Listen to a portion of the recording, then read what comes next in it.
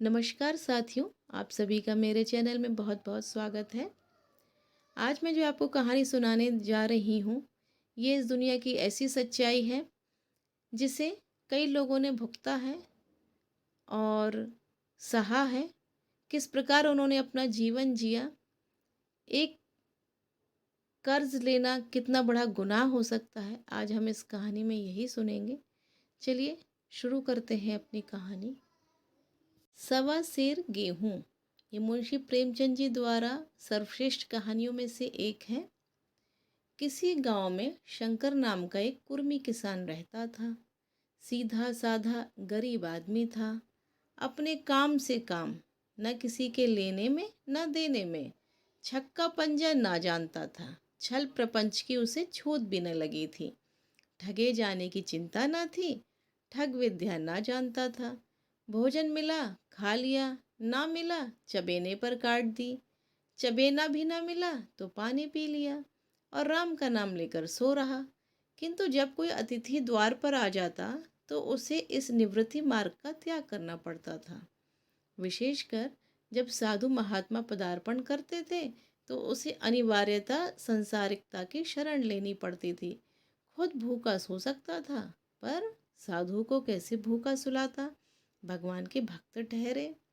एक दिन संध्या समय एक महात्मा ने आकर उसके द्वार पर डेरा जमाया। तेजस्वी मूर्ति थी। पीतांबर गले में, जटा सिर पर, पीतल का कमंडल हाथ में, खड़ाऊ पैर में, ऐनक आंखों पर। संपूर्ण वेश उन महात्माओं का सा था जो रईसों के प्रसादों में तपस्या, हवा गाड़ियों पर देव स्थानों की परिक्रमा और योग सिद्धि प्राप्त करने के लिए रुचिकर भोजन करते हैं। घर में जौ का आटा था, वह उन्हें कैसे खिलाता। प्राचीन काल में जौ का चाहे जो कुछ महत्व रहा हो, पर वर्तमान युग में जौ का भोजन सिद्ध पुरुषों के लिए दुष्पाच्य होता है। बड़ी चिंता हुई, महात्मा जी को क्या खिलाऊं।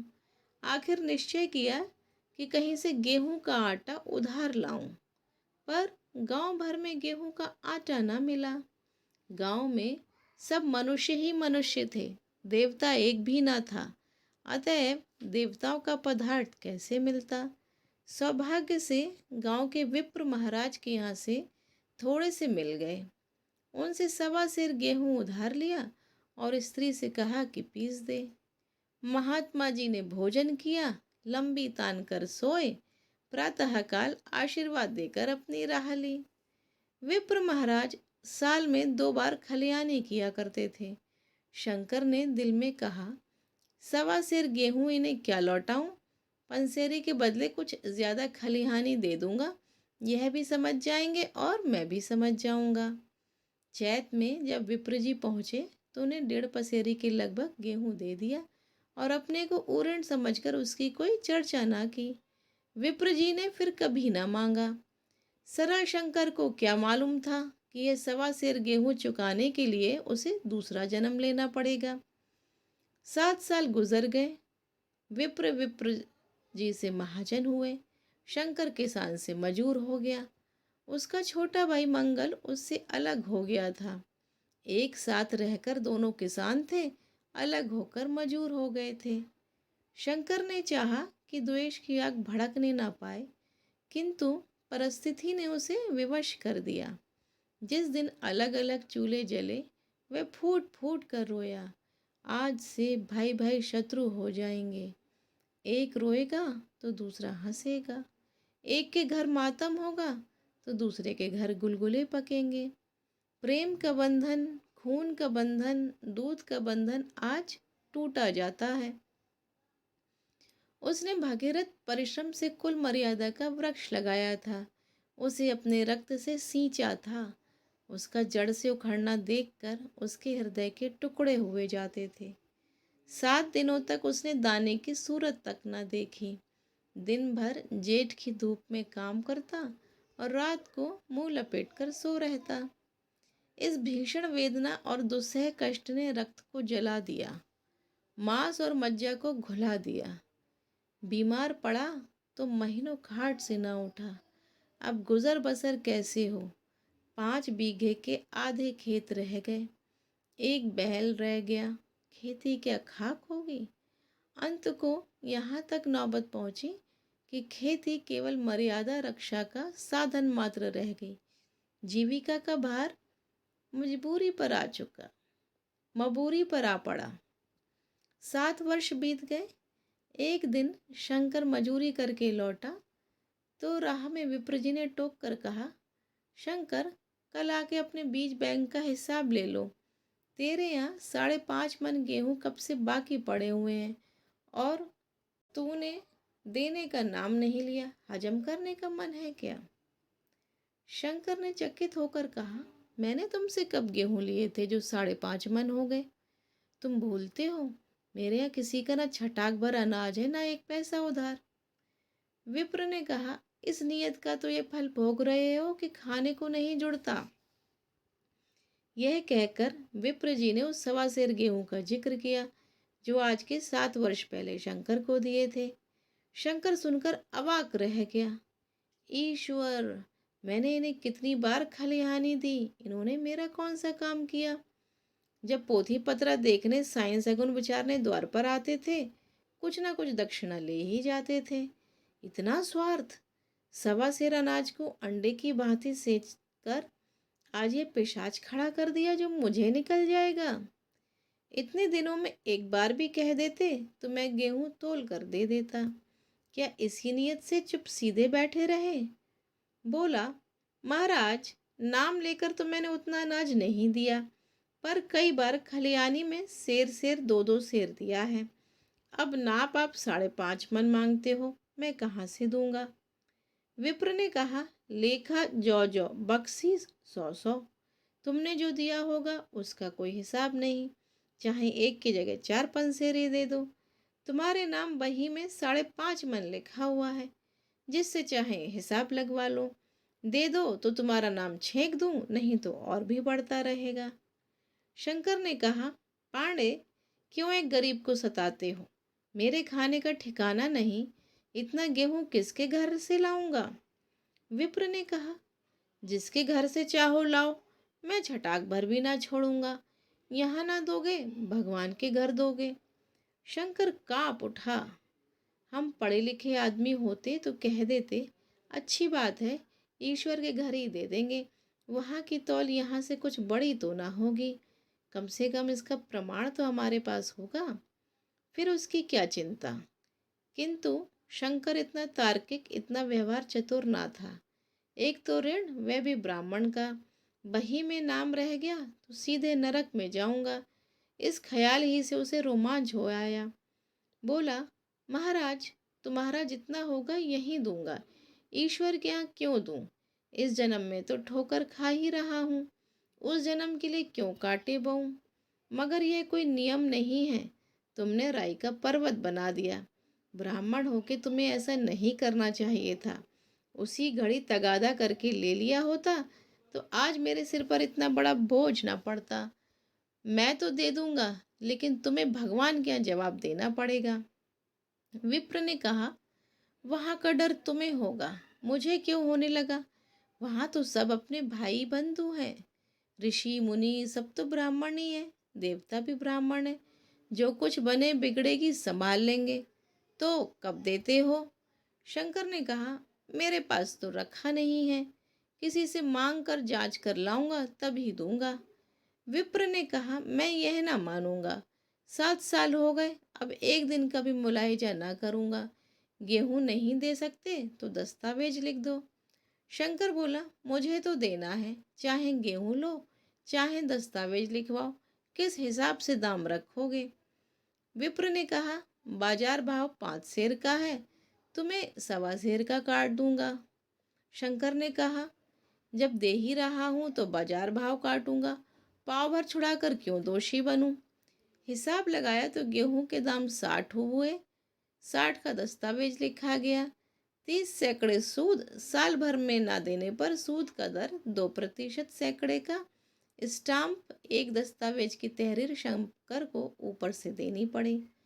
गांव भर ने विप्र जी की निंदा की, लेकिन मुंह पर नहीं। महाजन से सभी का काम पड़ता है, उसके मुंह कौन नावे? शंकर ने साल भर तक कठिन तपस्या की। मियाद के पहले रुपया अदा करने का उसने व्रत सा कर लिया। दोपहर को भी पहले चूल्हा ना जलता था, चबेने पर बसर होती थी, अब वह भी बंद हुआ। केवल लड़के के लिए रात को रोटियां रख दी जाती हैं। पैसे रोज का तंबाकू पी जाता है। यही एक व्यसन था जिसका वह कभी त्याग न कर सका था। अब वह व्यसन भी इस कठिन व्रत के भेंट हो गया। उसने चिलम पटक दी, हुक्का तोड़ दिया और तंबाकू की हांडी चूर चूर कर डाली। कपड़े पहले भी त्याग की चरम सीमा तक पहुंच चुके थे, अब वे प्रकृति की न्यूनतम रेखाओं में आबद्ध हो गए। शिशिर की अस्थि बेधक शीत को उसने आग ताप कर काट दिया। इस ध्रुव संकल्प का फल आशा से बढ़कर निकला। साल के अंत में उसके पास 60 रुपए जमा हो गए। उसने समझा, पंडित जी को इतने रुपए दे दूंगा और कहूंगा, महाराज बाकी रुपए भी जल्द ही आपके सामने हाजिर करूंगा। 15 रुपए की तो और बात है, क्या पंडित जी इतना भी न मानेंगे? उसने रुपए लिए और ले जाकर पंडित जी के चरण कमलों पर अर्पण कर दिए। पंडित जी ने विस्मित होकर पूछा, किसी से उधार लिए क्या? शंकर बोला, नहीं महाराज, आपके आशीष से आपकी मजूरी अच्छी मिली है। विप्र ने कहा, लेकिन यह तो केवल 60 रुपए ही हैं। शंकर ने कहा, हाँ महाराज, इतने अभी ले लीजिए, बाकी मैं 2-3 महीने में दे दूंगा, मुझे उऋण कर दीजिए। विप्र बोले, उऋण तो जब ही होगे जब मेरी कौड़ी कौड़ी चुका दोगे। जाकर मेरे 15 रुपए और लाओ। शंकर ने कहा, महाराज इतनी दया करो, अब सांझ की रोटियों का भी ठिकाना नहीं, गांव में ही तो हूँ, कभी दे ही दूंगा। विप्र ने कहा, मैं ये रोग नहीं पालता, न बहुत बातें करना जानता हूँ। अगर मेरे पूरे रुपये ना मिलेंगे तो आज से 3 रुपए सैकड़े का ब्याज लगेगा। अपने रुपए चाहे अपने घर में रखो, चाहे मेरे यहाँ छोड़ जाओ। शंकर ने कहा, अच्छा, जितना लाया हूँ उतना रख लीजिए, मैं जाता हूँ, कहीं से 15 रुपए और लाने की फिक्र करता हूँ। शंकर ने सारा गांव छान मारा, मगर किसी ने रुपये ना थे, बल्कि इसलिए कि पंडित जी के शिकार को छोड़ने की हिम्मत किसी की ना थी। क्रिया के पश्चात प्रतिक्रिया नैसर्गिक नियम है। शंकर साल भर तक तपस्या करने पर भी जब ऋण से मुक्त होने में सफल ना हो सका, तो उसका संयम निराशा के रूप में परिणत हो गया। उसने समझ लिया कि जब इतना कष्ट सहने पर भी साल में 60 रुपए से अधिक ना जमा कर सका, तो अब और कौन सा उपाय है जिसके द्वारा इससे दूने रुपए जमा हों। जब सिर पर ऋण का बोझ ही लदना है, तो क्या मन भर का और क्या सवा मन का। उसका उत्साह क्षीण हो गया, मेहनत से घृणा हो गई। आशा उत्साह की जननी है। आशा में तेज है, बल है, जीवन है। आशा ही संचार की संचालक शक्ति है। शंकर आशाहीन होकर उदासीन हो गया। वह ज़रूरतें जिसको उसने साल भर तक टाल रखा था, अब द्वार पर खड़ी होने वाली भिखारिणी न थी, बल्कि छाती पर सवार होने वाली पिशाचिनियाँ थीं, जो अपनी भेंट लिए बिना जान नहीं छोड़ती। कपड़ों में चकत्तियों के लगने की भी एक सीमा होती है। अब अब शंकर को चिट्ठा मिलता तो वह रुपए जमा ना करता, कभी कपड़े लाता, कभी खाने की कोई वस्तु। जहाँ पहले तम्बाकू पिया करता था, वहाँ अब गांजे और चरस का चस्का भी लगा। उसे अब रुपये अदा करने की कोई चिंता न थी, मानो उसके ऊपर किसी का एक पैसा भी नहीं आता। पहले जूड़ी चढ़ी होती थी, पर वह काम करने अवश्य जाता था। अब काम पर ना जाने के लिए बहाना खोजा करता। इसी भांति 3 वर्ष निकल गए। विप्र जी महाराज ने एक बार भी तकाजा ना किया। वह चतुर शिकारी की भांति अचूक निशाना लगाना चाहते थे। पहले से शिकार को चौंकाना उनकी नीति के विरुद्ध था। एक दिन पंडित जी ने शंकर को बुलाकर हिसाब दिखाया। 60 तो जमा थे। वह मिना करने पर अब भी शंकर के जिम्मे 120 रुपए निकले। शंकर बोला, इतने रुपए तो उसी जन्म में दूंगा, इस जन्म में तो नहीं हो सकते। विप्र ने कहा, मैं इसी जन्म में लूंगा, मूल ना सही सूद तो देना ही पड़ेगा। शंकर ने कहा, एक बैल है, ले लीजिए, एक झोपड़ी है, वह भी ले लीजिए, और मेरे पास क्या रखा है। विप्र ने कहा, मुझे बैल बधिया लेकर क्या करना है, मुझे देने को तुम्हारे पास बहुत कुछ है। शंकर ने कहा, और क्या है महाराज। विप्र बोला, कुछ नहीं है तो तुम तो हो ही, आखिर तुम भी कहीं मजूरी करने जाते ही हो, मुझे भी खेती के लिए मजूर रखना ही पड़ता है। सूद में तुम हमारे यहाँ काम क्या करो, जब सुविधा हो मूल भी दे देना। सच तो यूँ है कि अब तुम किसी दूसरी जगह काम करने नहीं जा सकते जब तक तुम मेरे रुपए नहीं चुका दो। तुम्हारे पास कोई जायदाद नहीं, इतनी बड़ी गठरी मैं किस एतबार पर छोड़ दूँ? कौन इसका जिम्मा लेगा कि तुम मुझे महीने महीने सूद देते जाओगे, और कहीं कमाकर जब मुझे सूद भी नहीं दे सकते तो मूल की कौन कहे। शंकर ने कहा, महाराज सूद में तो काम करूंगा और खाऊंगा क्या? विप्र बोला, तुम्हारी घरवाली है, लड़के हैं, क्या वे हाथ पांव कटा के बैठे हैं? रहा मैं, तुम्हें आधा सिर जौ रोज कलेवे के लिए दे दिया करूंगा, ओढ़ने को साल में एक कंबल पा जाओगे, एक मिर्जाई भी बनवा दिया करूंगा, और क्या चाहिए? यह सच है कि और लोग तुम्हें 8 रुपए रोज देते हैं, लेकिन मुझे ऐसी गरज नहीं है, मैं तो तुम्हें अपने रुपए भराने के लिए रखता हूँ। शंकर ने कुछ देर गहरी चिंता में पड़े रहने के बाद कहा, महाराज यह तो जन्म भर की गुलामी हुई। विप्र ने कहा, गुलामी समझो चाहे मजदूरी समझो, मैं अपने रुपये भराए बिना तुमको कभी ना छोड़ूंगा। तुम भागोगे तो तुम्हारा लड़का भरेगा, हाँ जब कोई ना रहेगा तब दूसरी बात है। इस निर्णय की कहीं अपील न थी। मजूर की जमानत कौन करता है, कहीं शरण न थी, भागकर कहाँ जाते। दूसरे दिन से उसने विप्र के यहाँ काम करना शुरू कर दिया। सवा सेर गेहूं की बदौलत उम्र भर के लिए गुलामी की बेड़ी पैरों में डालनी पड़ी। उस अभागे को अब किसी विचार से संतोष होता था तो यह था कि यह मेरे पूर्वजन्म का संस्कार है। स्त्री को वे काम करने पड़ते थे जो उसने कभी ना किए थे। बच्चे दानों को तरसते थे, लेकिन शंकर चुपचाप देखने के सिवा कुछ ना कर सकता था। गेहूं के दाने किसी देवता के शाप की भांति या जीवन उसके सिर से न उतरे। शंकर ने विप्र जी के यहाँ 20 वर्ष तक गुलामी करने के बाद इस दुस्सार संसार में प्रस्थान किया। अभी तक उसके सिर पर सवार थे 120 रुपए। पंडित जी ने उस गरीब को ईश्वर के दरबार में कष्ट देना उचित न समझा। इतने अन्यायी, इतने निर्धन न थे। उसके जवान बेटे की गर्दन पकड़ी। आज तक वह विप्र जी के यहाँ काम करता है। उसका उद्धार कब होगा? यहाँ जो कहानी है इसको आप कल्पना ना समझिए। ऐसे कई शंकर और ऐसे कई विप्रों से दुनिया कभी खाली ना रही। पूर्व के समय में ये बहुत हुआ करता था, आज भी कहीं कहीं होता होगा। कहानी को सुनकर रोंगटे खड़े हो गए कि पूरा जीवन एक ज़रा से गेहूं के पीछे गुलाम बन के निकाल दिया, और अब बच्चे की बारी आई है, बच्चा भी गुलाम बन के जी रहा। बहुत ही निर्दयी दुनिया है।